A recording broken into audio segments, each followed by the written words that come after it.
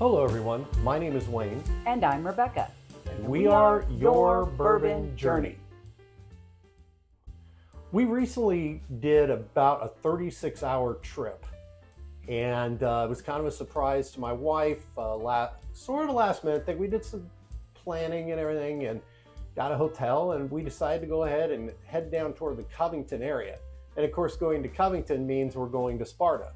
And if we're going to Sparta, that means we're going to Neeley's. And if we're going to Neeley's, that means we're going to end up with a box of bourbon that we're taking home, and Wayne will have a very bad back from lifting a very heavy box. Not a complaint. It happens all the time. Just a fact. We don't get there that often, maybe 3 times a year, so we have to stock up. Yes, and honestly, that might not be a bad thing, because I think if we lived closer, I would just be on the side of the road right near Neeley with a sign basically saying we'll work for bourbon. Their stuff is my favorite. So we're starting off today with one that we knew about, I don't know if it's 2-3 months ago. Just shortly after we'd been there. We'd been there in March, and it was shortly after that Yes. Yeah. That all of a sudden we find out that the redhead, Rebekah, has decided to go ahead and they have made their very first bottle and bond. And she did the blending on it. She, of course, did the blending on it. She's a master blender. She's a master redhead. She's a masterfully great lady. So we naturally had to have it. So that was the main reason, really, that we stopped. Yeah, we knew in our head that they had released that since we'd been there. And I just kind of wanted to make sure we had the first batch that Rebekah had blended. And, you know, we wanted to make sure we got that. And so, yeah, we got a backup bottle. So we'll have a batch 1 in the closet. So we'll always have one of those. And they were out of town going to an event. Yeah. So we didn't get it signed. So we'll have to do that some other time. But let's tell you a little bit about the bottle and bond. And then we're going to taste it because we're pretty excited about it. So the Neeley Bottled and Bond is a 4-grain. And if you've ever heard us talk before, we love their 4-grain. It is a Kentucky straight bourbon whiskey made by Neeley Family Distillery. Its 4-grain mash bill is 63% corn, 17% oats, 8% wheat, and 12% malt. I'll give you some other notes that they share with it. It's a jug yeast strain A1. It is a sweet mash done on a copper pot still. It is non-chill filtered. It has limestone well water, and they fermented in a cypress tank. The barrel was barrel char 2, and the batch size, I guess, was 7 barrels for this one. Of course, it's 4 years old because it's a bottle and bond. The proof is also 100. The MSRP and what we paid for it was $79.99. Released spring of 2025. And again, it was made with no enzymes and blended by Rebekah Neeley. And we did purchase this on July 11th of 2025 at the distillery. So I'm pretty excited about it. I am too. Now, when we walked into the distillery, the thing I told my wife was, okay, we're going to go in, we're buying one thing. I want to buy Rebekah's bottle. Well, it wasn't one thing that happened. We bought Rebekah's bottle. We did. 2 of them. 2. And anyway, so. Yeah, well, they also had the thing we're also going to talk about today, and we love Hidden Barn, and they had a single barrel version of the Hidden Barn Organic, and they also had released a new Old Jett. We had the whole series, so if we didn't get the one with port finish, we wouldn't have the whole series anymore. And then they also had a distillery, what they call their experimental series in a 375 bottle, a high rye mash bill. So we had to have that too. Let's go ahead and take a look at this bottle and bond. Baby. Copper, kind of a medium copper, I would say. I'm going to check out the nose while the legs are doing their thing. Well, I've got legs going, I'll tell you. Oh my gosh, I can tell it's a 4-grain. Yeah. I mean, 4 grains are pretty distinctive anyway, but Royce uses oats in their 4-grain. And I think that always just makes a world of difference in how it tastes. Oh, I the smell agree. And everything. It's just so different from anyone else's 4-grain. And so you're getting this vanilla and honey. The thing, a nuttiness. It's beautiful. The thing I really like about their juice is I always get a lot on the nose. There are sometimes no knock to others, but I have, from the day we first went in there, the very first time, I really just fell in love with their stuff. And true story. It's true story, and Rebekah knows that. And I I love the combo. I just love the combo. Yeah, and the 4-grain has fabulous nose, and again, it's that oat component because we've had a lot of 4-grains. It is the only one we've ever had that has oats. And while we were sniffing and oohing and ahhing, it made some beautiful legs on the glass. So it's quite viscous. You heard all the ooey gooey stuff that they do with it, how fresh and how perfect it is. So it's no wonder. And when we were there a couple times ago and got to go back behind into the secret areas with Rebekah, we saw the cypress fermenter. So that was pretty exciting. So this was fermented in one of those. Yeah, very cool. So I'm ready to taste it. I am too. It's been a long day. Yeah. So cheers to all of you out there. Let's start off with this Bottle and Bond from Neeley's. Cheers.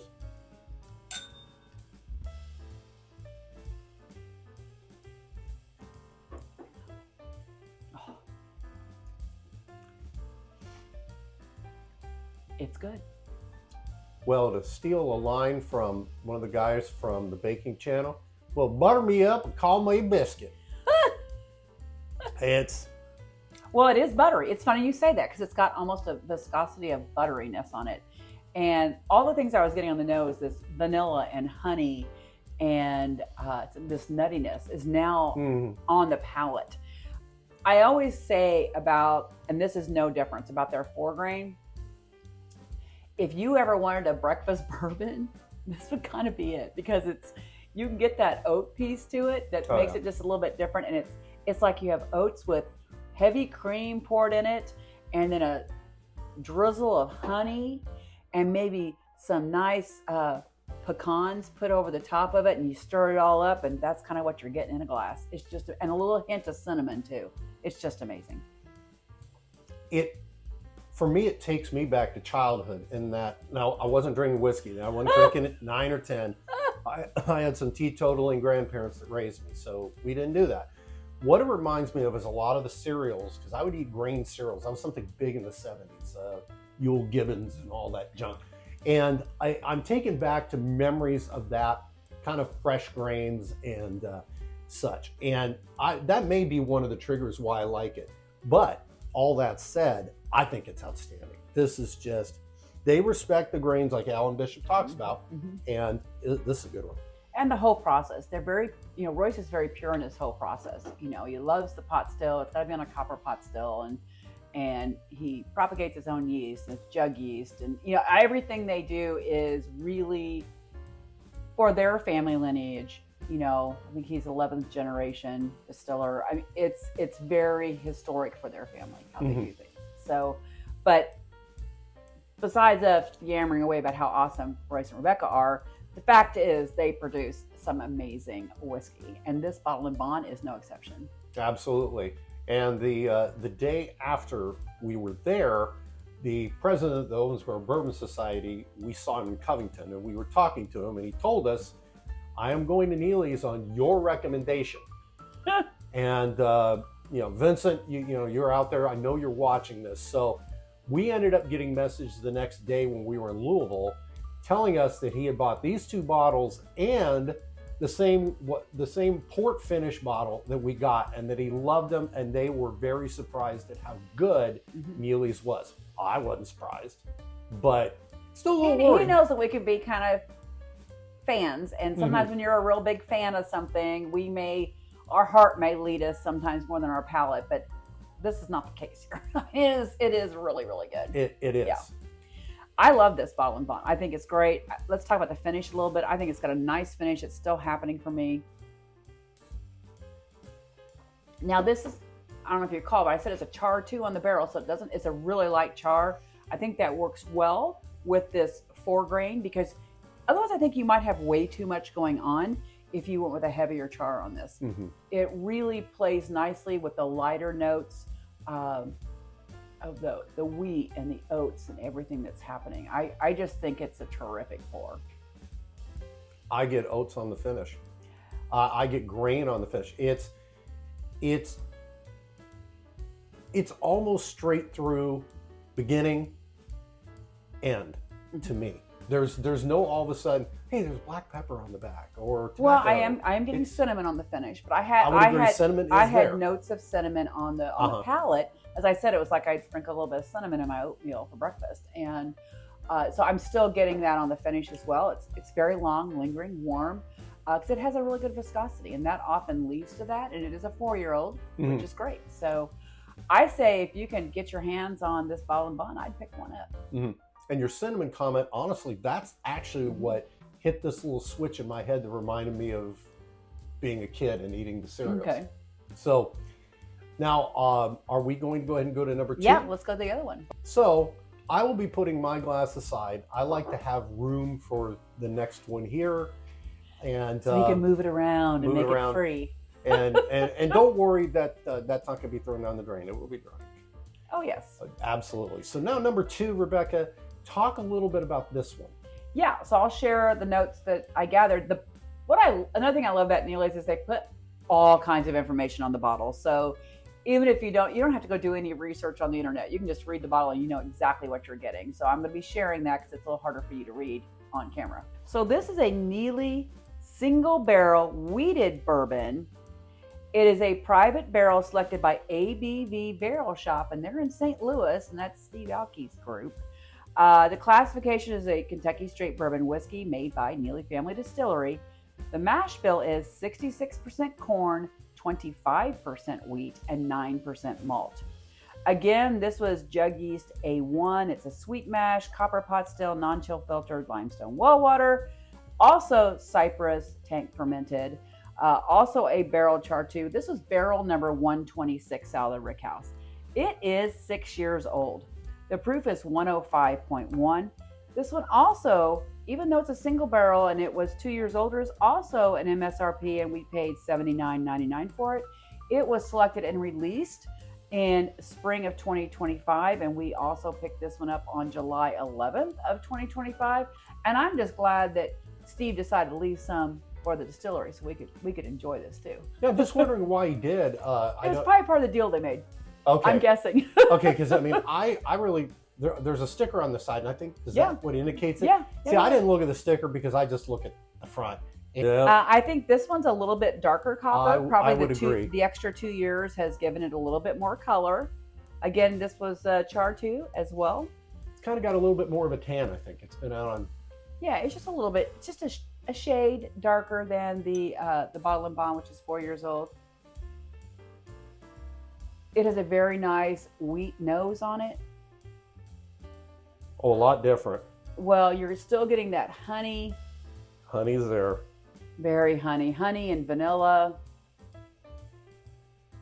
And some really nice nuttiness. It's that grain part again. Mm-hmm. While I've been sniffing away and enjoying the aromas, I've been getting some great legs forming on this glass. I'm not surprised. Oh, yeah. It's got some beautiful legs on it, so I'm excited about it. I'm ready to taste it. I think we've talked about it a little bit now, and let's go ahead and see how this 6-year-old wheated single barrel is. So cheers again, and cheers to Royce, Rebekah, and Steve for the selection of this. Cheers. Cheers.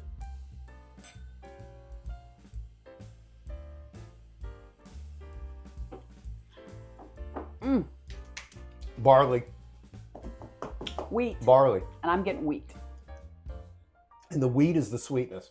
But I get barley.